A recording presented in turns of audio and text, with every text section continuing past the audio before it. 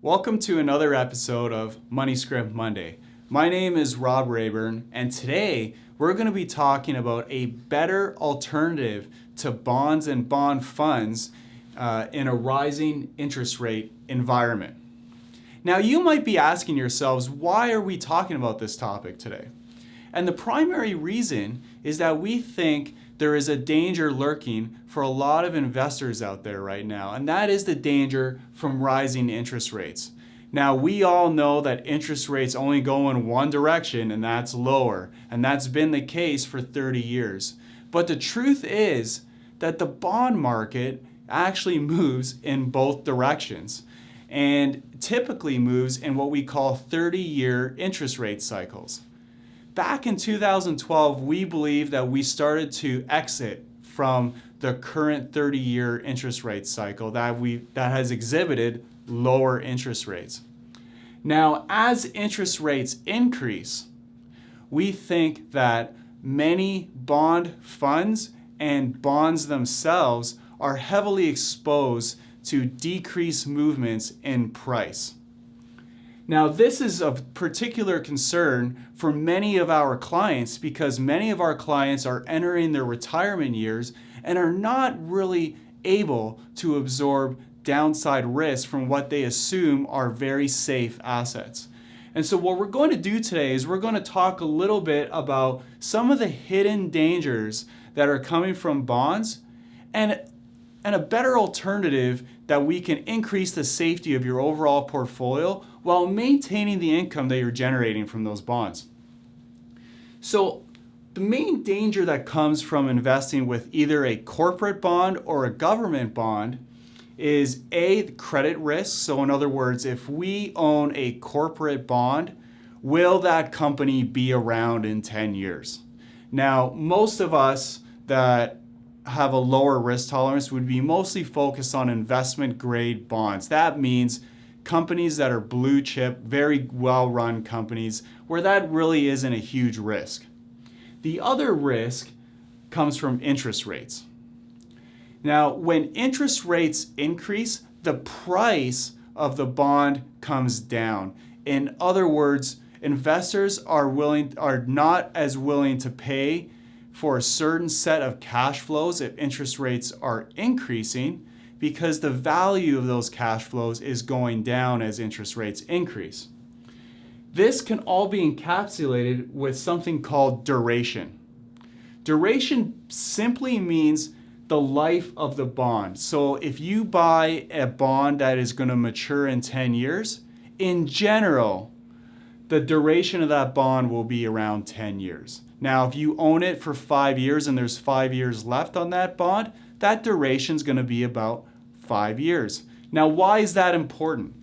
It's important because the more time that there's left on a bond, the more interest rate risk there is.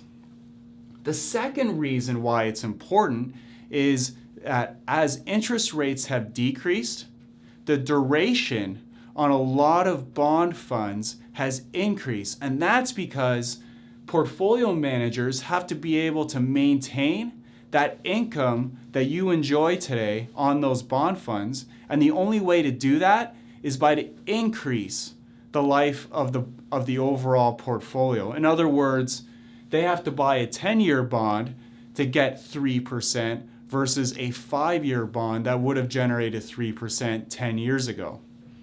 This, of course, is increasing the overall level of interest rate risk that you are exposed to in your investments.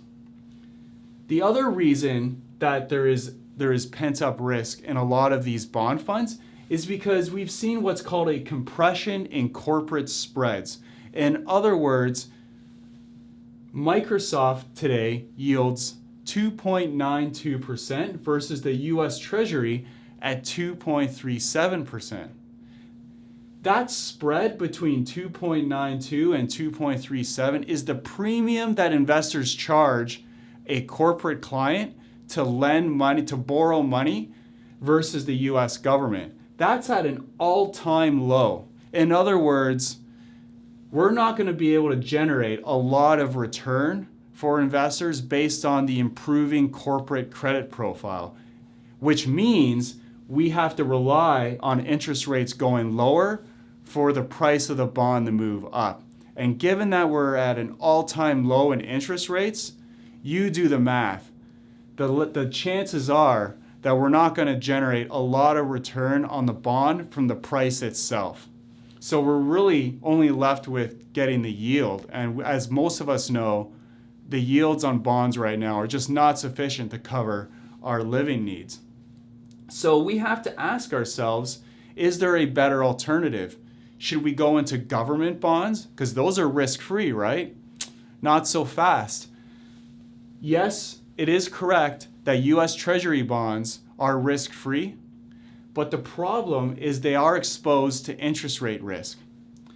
Last fall, when the new administration came into power, the U.S. 7 to 10 year bonds sold off 8.23% in a matter of months. Now you at home I would ask those at home that are sitting here right now watching this, can you tolerate an 8.23% loss in a matter of months on those assets that are supposed to be safe, that are supposed to be helping you fund your retirement? The answer is probably no. So that's great. That's great, Rob. What is the alternative? I'm not going to go into stocks, am I? And that's the catch-22, is risk perception versus price movement. We've all been taught that bonds are less risky than stocks in retirement, and that as we approach retirement, we need to increase our bond exposure. Well, we know that we can't go into stocks because stocks, regardless, are always going to be more volatile than bonds. So if bonds are not the place to be, what's the alternative? There is an alternative, and we believe it's called the fixed index annuity. The great thing about fixed index annuities is that it generates the same type of utility for you in retirement. In other words, generating that income you need for the rest of your life, but without all of these risks. In other words, we're generating that 3 to 5% income under the current environment. We're generating capital protection for you and your family, and you're getting guaranteed lifetime income. And the truth of the matter is, when we look at what our bond portfolio is supposed to be doing, we're hoping that it does all three of these things. The only difference is that we're not exposing ourselves to downside risk, and we're getting a guarantee from the carrier. So the next question you might ask is, well, that's a theory. Can you prove it? And we can. And we back tested these strategies. We back tested and said, how do fixed index annuities work in a long-term environment of rising interest rates? Fortunately, we had a period to test that, and that was from 1966 to 1981. We said, what if we replaced all of a client's bond allocation into a fixed index annuity? What would that do for the overall return profile of their retirement plan? And what we found is that by increasing a client's fixed index annuity exposure, we were able to improve the risk-adjusted return of the overall retirement portfolio. 2, we reduced the negative effects of rising interest rates. In fact, we benefited from rising interest rates because as interest rates increase, the amount of interest that annuities were generating went up. So as we reduced our equity exposure, our stock exposure, we actually had a higher blended rate from those annuities. And we reduced the overall downside risk of the portfolio because while bonds were selling off 5 to 10 to 15%, our portfolios were doing nothing because the downside is guaranteed. And so that's the primary benefit that we can get. So let's take a look at an actual case scenario. So let's call this person Jim. This particular gentleman has a household that has about $1 million in liquid assets, but they have about 70% in stocks. He's 55 years old, and 30% in bonds. That's great, but A, he's got a little too much exposure to stocks at his age, and B, that bond portion, as we're entering a rising interest rate environment, is a little risky. So how do we implement a fixed index annuity strategy into this portfolio? It's simple. We want to make sure that we're addressing the liquidity needs of our clients. So in this case, Jim needs about $100,000 of liquid cash that he can access at any time. For that $100,000, that's the $100,000 that we're going to keep into bonds. The rest of the cash, in this case the other 30%, is going to go into a fixed index annuity, while the remainder, the 60%, will be in stocks. The good thing about this setup is the 60% will slowly draw down, and the fixed index annuity portion will slowly increase. And what that means is that once we've made the change, over 30% of this investor's portfolio will never go down in price, versus before when the 100% of the portfolio was exposed to downside exposure.